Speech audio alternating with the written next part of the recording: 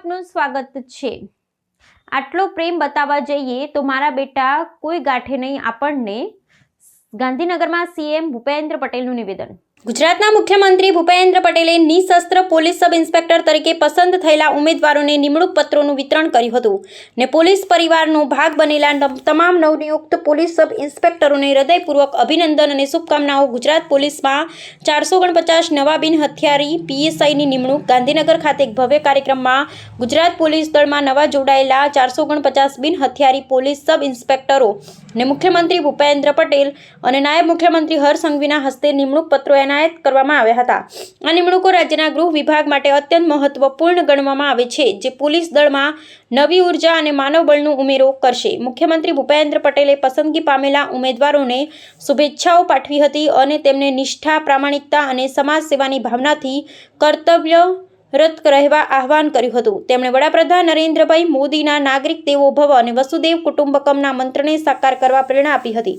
નાયબ મુખ્યમંત્રી હર્ષ સંઘવીએ પણ નવા અધિકારીઓને પ્રજાની સેવા અને સુરક્ષા માટે નિષ્ઠાપૂર્વક કામ કરવાની પણ પ્રેરણા આપી હતી અને કાયદાનું કડક પાલન કરવા પર ભાર મૂક્યો હતો। આ ભરતીનો મુખ્ય ઉદ્દેશ્ય ગુજરાત પોલીસ દળના ટેકનોલોજી અને આધુનિકતાથી વધુ સજ્જ બનાવવાનો છે, જેથી રાજ્યમાં કાયદો અને વ્યવસ્થા વધુ મજબૂત બની શકે। ત્રીજો આ કાર્યક્રમ નેશનલ ફોરેન્સિક સાયન્સીસ યુનિવર્સિટી ખાતે યોજાયો હતો।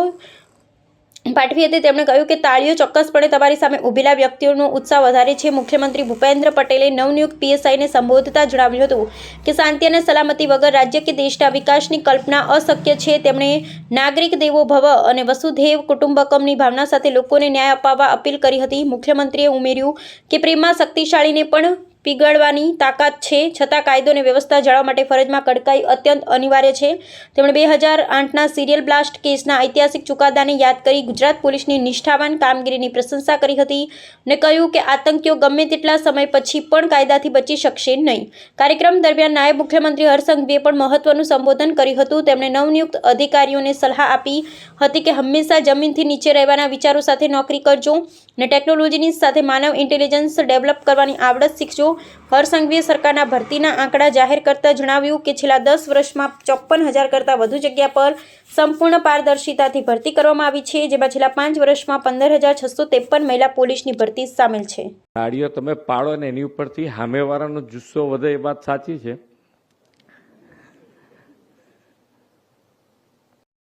પણ ઘણી વખતે તાળીઓ એવા ટાઈમે આપણે પાડી દઈએ કે સામેવાળાને એમ થાય કે ભાઈ હવે કંઈક લોચો પડી ગયો છે।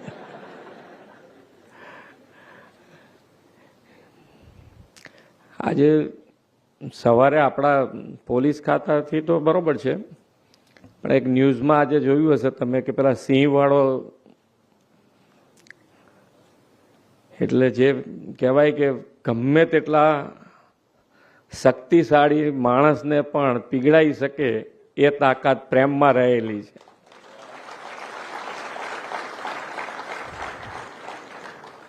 પણ આપણી નોકરી જુદા પ્રકારની છે। આટલો પ્રેમ બતાવીએ તો મારા બેટા કોઈ ગાંઠે નહીં આપણને।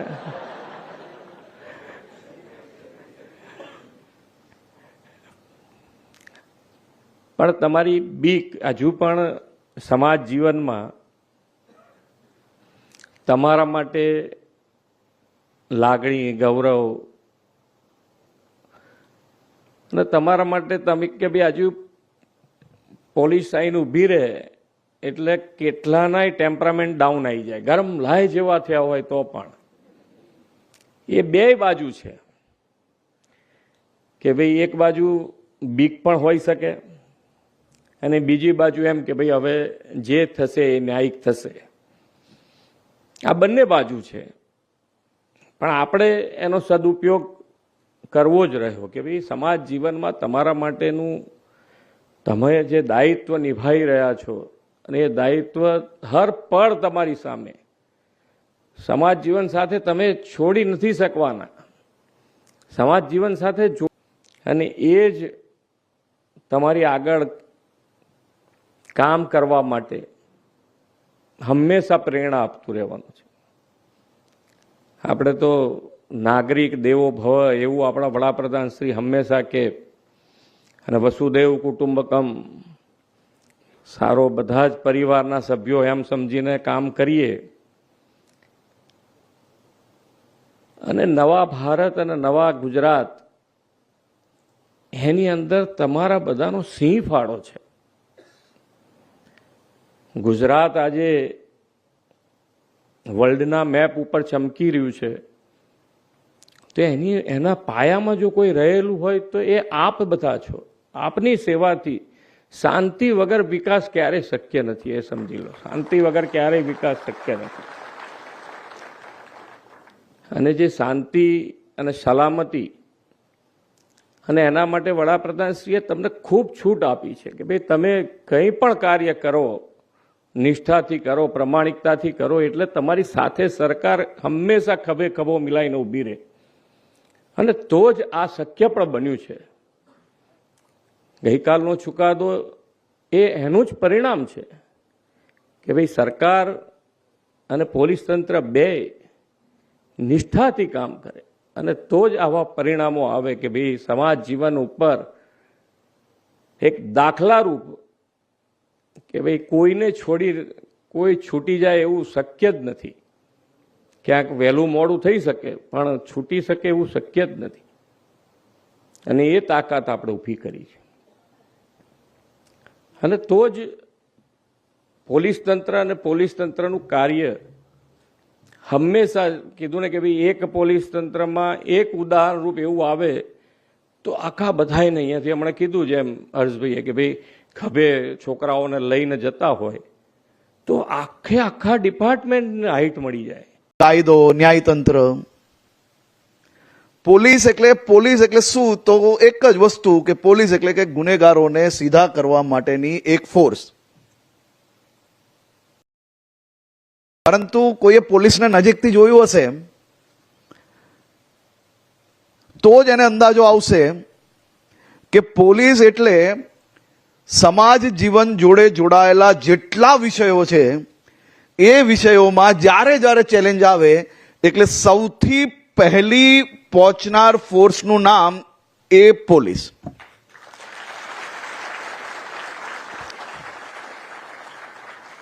આમાંથી કોરોના કાળમાં કેટલા લોકો હોસ્પિટલ સુધી ગયા હશે મને ખબર નથી. કોઈક સેવા માટે ગયા હશે, તો કોઈકના પરિવારજનોને દાખલ કરવા ગયા હશે, કે કોઈને જોવા ગયા હશે. કોરોના કાળમાં આપણે શું દેખાય? હોસ્પિટલ એટલે કે ડોક્ટર્સ, નર્સિંગ. પરંતુ એ હોસ્પિટલમાં ડોક્ટર, નર્સિંગ એ બધા જ લોકો સારી રીતે કામ કરી શકે તે માટે વ્યવસ્થામાં સૌથી પહેલા કોઈ ત્યાં ઊભું હોય તો એ હોય આપણી ગુજરાત પોલીસ. અને તેના હિસાબે આ બધી વ્યવસ્થાઓને આપણે પહોંચી વળ્યા. કાલે સુરતમાં ભારે વરસાદ આવ્યો. અનેક દ્રશ્યો મેં જોયા સોશિયલ મીડિયામાં, ન્યૂઝમાં હું જોતો હતો. तो व्हाट्सएप, ट्विटर, फेसबुक, इंस्टा जहाँ भी आपका अकाउंट है इसे शेयर बटन के द्वारा वहाँ पर शेयर करें